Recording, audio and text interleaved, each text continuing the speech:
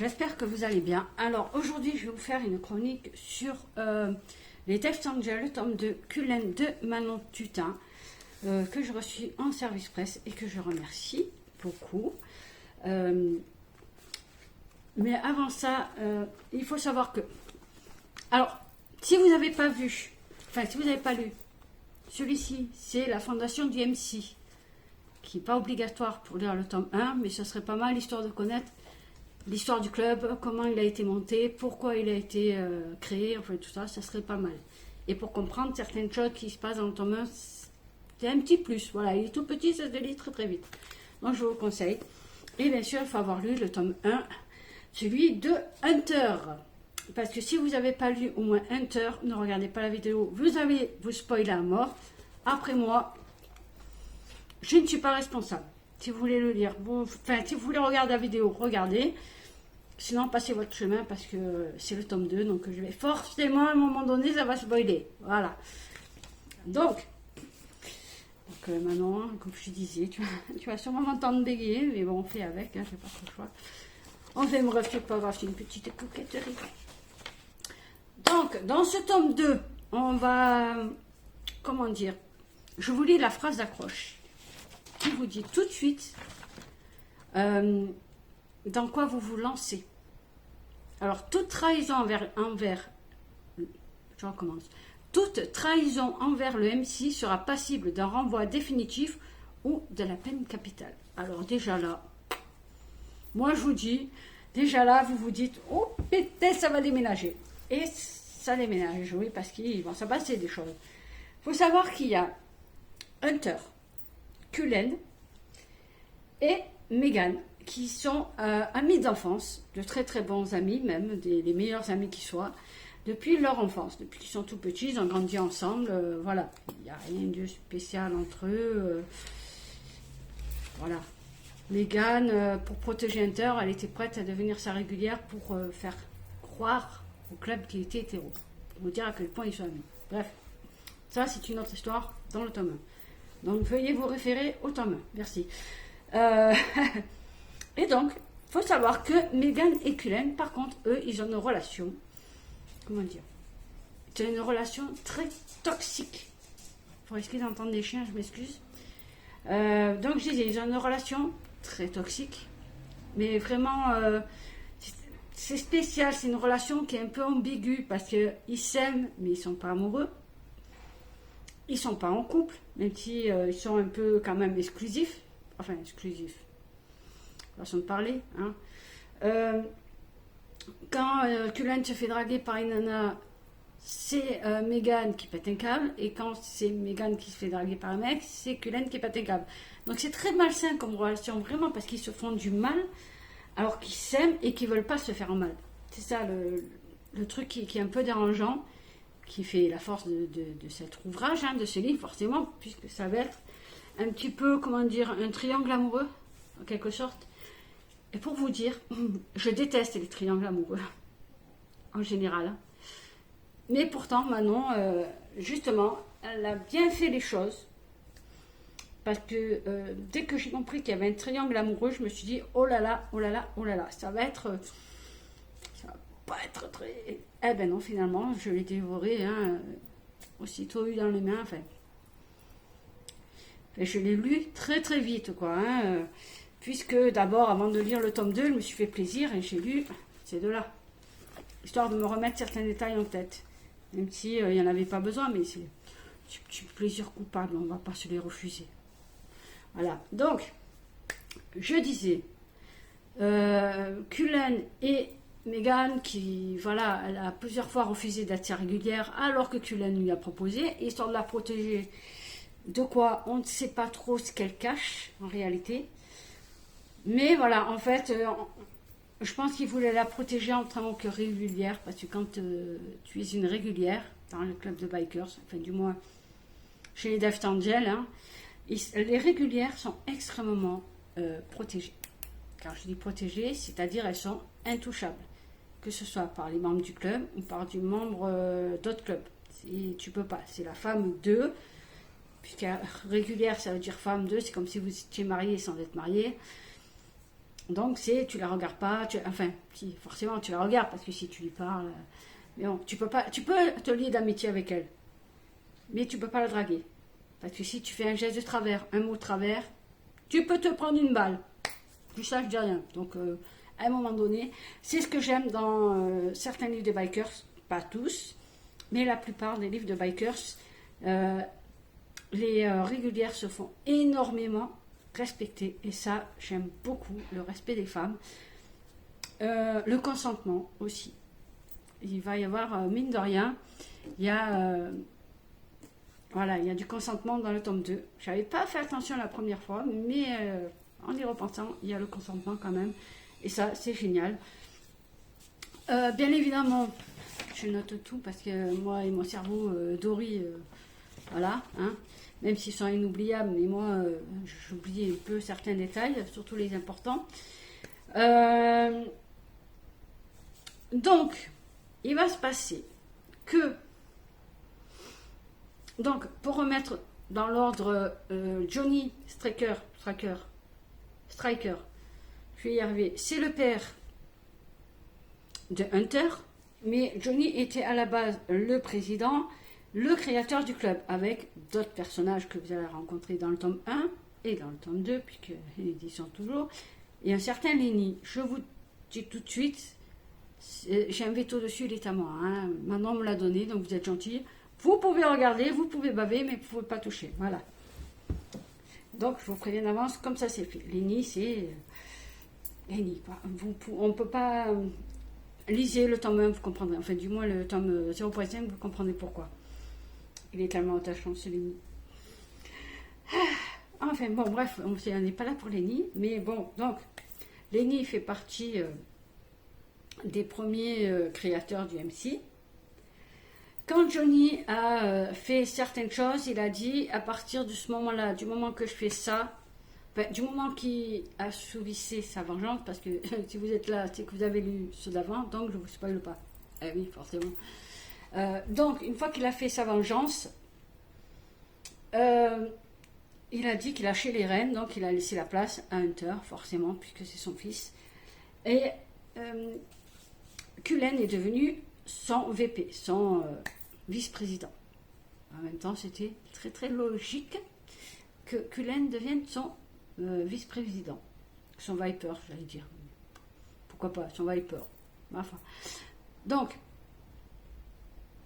à partir de là, Hunter, il a fallu quand même qu'il tape des points et qu'il montre qu'il en a dans le pantalon, hein, pour assouvir sa place, pour montrer que je ne suis pas président parce que je suis le fils d'eux, mais parce que je l'ai mérité et que j'ai prouvé que j'avais ma place. Bref, à partir de là, tout va bien, on ne le fait pas chier, c'est très bien. Donc, maintenant, on va suivre, donc, dans ce tome 2, maintenant que j'ai fait un petit topo sur le tome 1, dans ce tome 2, on va suivre l'histoire de Cullen, Megan et Genesis. Forcément, puisque c'est un trilogie 3. Donc, ce qui va se passer, quand Megan, on a compris qu'en fait, on comprend qu'elle est un petit peu amoureuse quand même de Cullen, même si elle ne le reconnaîtra pas parce que c'est une tête de mule, hein, c'est une tête de mule et elle ne veut pas reconnaître qu'elle a des sentiments pour lui. Mais on sent que Cullen, il aime aussi, il aime énormément Megan, même s'il n'est pas amoureux, hein, c'est dommage pour lui, mais il n'est pas amoureux. Mais il aime énormément. Et sans le vouloir, il va la blesser parce qu'il va se rendre, parce qu'après avoir passé une nuit avec Megan, il va tout de suite aller avec Genesis. Ça fait mal quand même, hein. Te dis, le mec avec qui tu étais la nuit d'avant, avec qui tu as fait de la baisse sauvage toute la nuit, c'est bien la baisse sauvage, hein. On ne dira pas le contraire, hein. Je ne veux pas en plaindre. Quand c'est bien écrit, c'est pas vulgaire. Donc, Manon, je te félicite parce qu'elles sont super bien écrites, tes scènes de sexe. Franchement, j'aurais bien aimé être à la place de Megan, hein, avec Cullen. Ça m'aurait pas dérangé, hein. Voilà. Et t'en dis, voilà. Tu fais des plaies d'intérêt, ça fait du bien. Bref. je me suis perdue du coup dans ce que je racontais comme bêtise. Oui, donc, quand oui, il quitte son lit pour après rejoindre Genesis. Et il va lui sortir. Et quand elle arrive en fait en voiture, parce que lui, il va lui apprendre à faire de la moto. Et en fait, lui, qu'est-ce qu'il fait? Eh bien, il lui mate les seins, forcément. Comme tout homme, quand une femme en face de lui a de la poitrine, et bien forcément, il va regarder. Donc, et j'ai noté parce que j'adore ce passage. Donc elle lui dit, mes yeux sont plus hauts. Lui, il lui répond, peut-être, mais tes seins sont plus appétissants. J'adore. Mais moi, ça me fait hurler de rire, les conneries qui ne peuvent pas sortir. Surtout que, en fait, on se rend compte que Genesis et Cullen, c'est les mêmes. C'est des doubles. Cullen, c'est Genesis au féminin. Et Genesis, c'est Cullen féminin. Enfin, vous l'avez compris, quoi. C'est les mêmes. Ils se ressemblent tellement, ils se comprennent tellement, en fait, que juste un regard, un demi-mot, ils se comprennent tout de suite. Ils n'ont pas besoin de se parler ou d'expliquer pendant des heures pour arriver à se parler. Alors que là, il y a une alchimie tout de suite. Mais pas le genre d'alchimie où je couche tout de suite. Pas du tout. Le genre où la nana, elle perd la tête. Bon, elle s'en rend bien compte qu'il est canonissime, le Cullen. Hein. Voilà, on va pas dire le contraire. Et voilà, on se rend compte que ces deux-là, il se passe un truc. Mais vraiment, il se passe un truc qui n'est jamais passé avec personne, même pas avec Megan. La différence, en fait, c'est les sentiments. Bah oui. Parce que Cullen est amoureux, donc les sentiments, ce qu'il ressent envers Genesis, je ne spoil pas parce qu'on s'en rend bien compte que ça va être vite fait de savoir avec qui il va finir. Donc, comme il est amoureux, on comprend ce qu'il ressent. Cette alchimie, ces sentiments qu'il ressent, cette attirance, ce truc-là qu'il ressent au fond de lui, qu'il ne comprend pas. En même temps, quand tu l'as jamais ressenti de ta vie, forcément quand ça te tombe dessus, tu ne sais pas ce qui se passe. En même temps, ça se comprend. Voilà. Et lui, Cullen, eh ben, voilà, c'est ce qui se passe. Il ne comprend pas trop ce qui lui arrive. On ne sait pas. Enfin, nous, en lisant, on comprend ce qui se passe. Mais lui, c'est mignon de voir batailler, d'essayer de comprendre mais pourquoi et comment. Et puis il découvre qu'elle a un handicap. Je ne vous dis pas lequel. Et je trouve ça, en fait, Genesis parfois se voit comme une personne handicapée. Bon, en même temps, les gens, ils la regardent comme si elle était handicapée, alors que tu as un handicap, oui, et qu'est-ce que ça peut foutre? On s'en fout. Tu es toi, avec ton handicap, d'accord? Mais avant d'être un handicap, tu es une personne. Et ça, Cullen la voit réellement comme elle est, c'est-à-dire une femme, et non pas un handicap sur pattes. Vous voyez? Je ne sais pas si vous comprenez ce que je veux dire, sûrement oui. Enfin, vous avez compris quoi. Il la voit au-delà de son handicap. Voilà, c'est ce que je cherchais. Il voit au-delà. Il voit la femme, il la voit elle, et il voit son intérieur. Parce qu'elle est, mais alors, cette nana, elle est tout ce que j'aime, elle est sans filtre. Mais vraiment, alors là, président, pas président, club le plus foufou, le club le plus respecté, le plus dangereux du monde, elle n'a rien à foutre, elle n'a pas peur de toi. Elle te dit ce qu'elle pense. Si ça te plaît, c'est bien. Si ça te plaît pas, tant pis, tu fais avec. Alors déjà ça me plaît. Elle a un caractère, un carafon, mais vraiment. Elle a surtout la cerise sur le pompon, comme dirait l'autre. Le top du top, c'est qu'elle a des formes, elle est bien en chair, comme dit Cullen. C'est-à-dire elle a des seins, elle a des hanches, elle a des fesses. Les mecs ont de quoi, son mec a de quoi s'accrocher. Voilà, il n'aura pas peur de casser un os. Si vous voyez ce que je veux dire.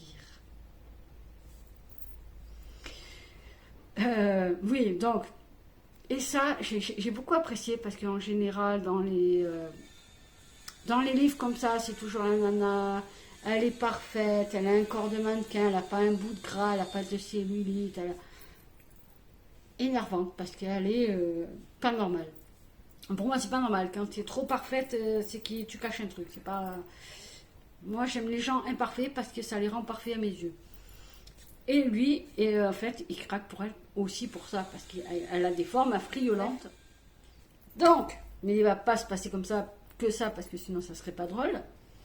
Il va aussi se passer des problèmes.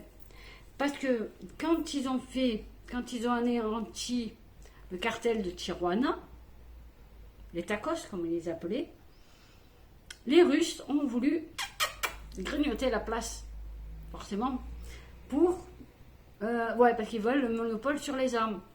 Sauf qu'avec les rats, ils sont en bisbise, c'est pas... Et les rats, enfin les Irlandais et les rats surtout, c'est pas trop les embêter, quoi. Hein.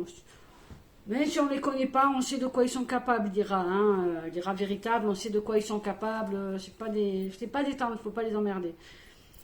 Et donc, la branche des Russes, qui s'appelle, parce que moi, en fait, il s'appelle les Bratva, la Bratva. Sauf que moi, tout le long du livre, je n'ai lu, au lieu de lire la Bratva, je lisais la Batavia. C'est ce que je voulais vous dire.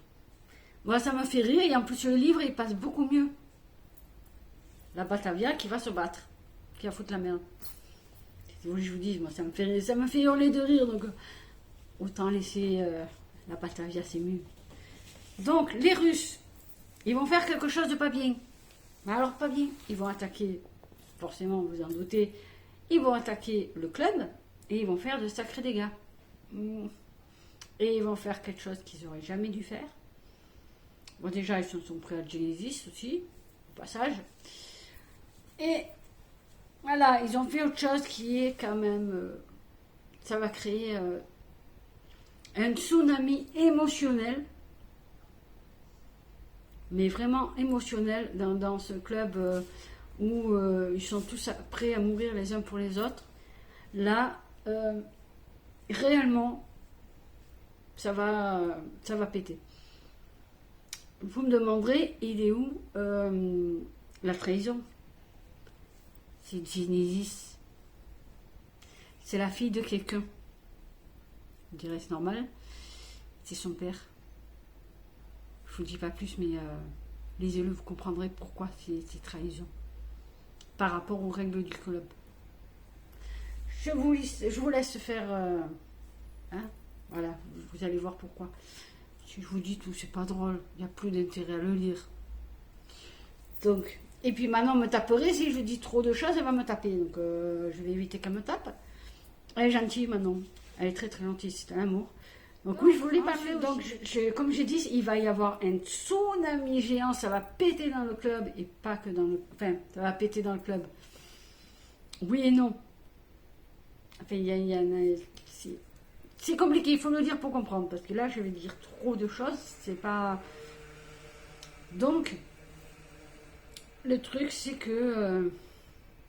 il va se passer... Je pense que je vais arrêter là pour le détail, pour la chronique. Sinon, je pense que sinon, je vais vous spoiler à mort. Là. C'est pas le but. Donc, il va y avoir énormément d'action. Il y aura beaucoup d'émotions. Que même à un moment donné... un passage où, à cause des Russes encore, hein, où j'avoue que j'avais la larme à l'œil, hein, vraiment, j'avais les larmes où je me disais, ouf, elle tapait fort, quand même là maintenant t'abuses quand même parce que j'en prenne plein la gueule là, hein, c'est dur, hein. J'ai adoré, bon, on parle pas de l'écriture de Manon, hein. Si vous connaissez ses livres, connaissez son écriture, vous savez que je suis fan. Elle écrit d'une manière que l'histoire passe toute seule et à un moment on se croit dans l'histoire, vraiment. Donc Manon, elle écrit super bien, quoi. Son histoire, elle est très bien écrite parce qu'elle est vraiment crédible, parce qu'on croirait vraiment qu'elle nous raconte l'histoire d'un club de bikers qu'elle connaît en dehors de ses livres. On ne sait pas, sait-on jamais, peut-être qu'elle connaît des clubs de bikers, qui lui racontent des trucs et qu'elle en fait des livres. On ne sait pas. Gardons le mystère. Mais voilà, oui, c'est vraiment réaliste, hein, pour vous dire que c'est vraiment réaliste. Ça tient la route, c'est super bien écrit. J'ai déjà lu beaucoup de livres de bikers parce que je suis fan des histoires de bikers. J'en ai lu des très très très bons. Et j'en ai lu des très mauvais. Voilà. J'ai adoré voir un Cullen. Enfin, une Cullen, je l'avais rencontré dans le tome de Hunter. Quand il a protégé Hunter envers et contre tout, voilà, quand il a avoué qu'il aimait les garçons, il a protégé envers et contre tout, il a été là, il n'a pas lâché. Donc on connaît son côté joueur, bagarreur, séducteur, mais aussi le côté prêt à tout pour son club. Et pour les personnes qu'il aime aussi, il est prêt à tout, il est prêt à tout péter, quitte à mourir. C'est con, hein, d'ailleurs, mais oui, il est vraiment prêt à mourir. J'ai vu la tendresse qu'il porte à Lenny. Vraiment, elle a une façon de lui parler, une façon de faire. On sent, la façon de lui parler, qu'il a énormément de tendresse pour Lenny. Et que là, pareil, si quelqu'un touche à Lenny, il serait capable ben, il tuerait pour Lenny aussi. Parce que je pense que pour Lenny, il est capable du pire. Vraiment, donc je pense que je vais arrêter là parce que il a enfreint les règles, certes, mais enfin, vous comprendrez, il faut lire parce que vraiment, moi j'ai été pris dedans, elle m'a fait passer plein d'émotions. J'ai vraiment adoré cette histoire, vraiment. Mais vraiment, j'ai beaucoup aimé les. Il y a certains passages qui m'ont fait rire, comme le passage avec la maman de Cullen. Quand la maman de Cullen apprend certaines choses, elle va choper son fils, et Simon Mignon, alors qu'ils sont dans ils font un barbecue, il me semble, hein. Tous ensemble, tous les membres du club, ils font un barbecue pour fêter, je ne sais plus, c'est juste pour un barbecue du dimanche. Donc la mère le chope, elle dit viens avec moi dans la cuisine tout de suite, machin, il faut que je te parle et tout. Et à ce moment-là, il y a un silence de mort. Mais vraiment, hein, il y a un silence de mort, il n'y en a pas un qui se moque. Les grands bikers, c'est les grands tatoués qui ont peur de rien, qui sont dangereux devant une maman, ils ferment leur gueule. J'ai trouvé ça hilarant de voir les mecs les plus dangereux du monde fermer leur bouche devant une maman. Une maman qui est toute petite, puisque Cullen, qui est quand même un peu grand, il pose la tête là, la maman. En dessous le menton de son fils, donc c'est vraiment les petites. Mais devant elle, les mecs ils ferment leur bouche. Et ça m'a fait hurler de rire quand dans la cuisine, elle le sermonne comme s'il était un petit enfant, quoi. Et qu'en même temps, elle menace. Donc elle va quelque part le punir, lui donner une punition, mais bon, ça va, c'est pas non plus. Et que voilà, que s'il emmenait.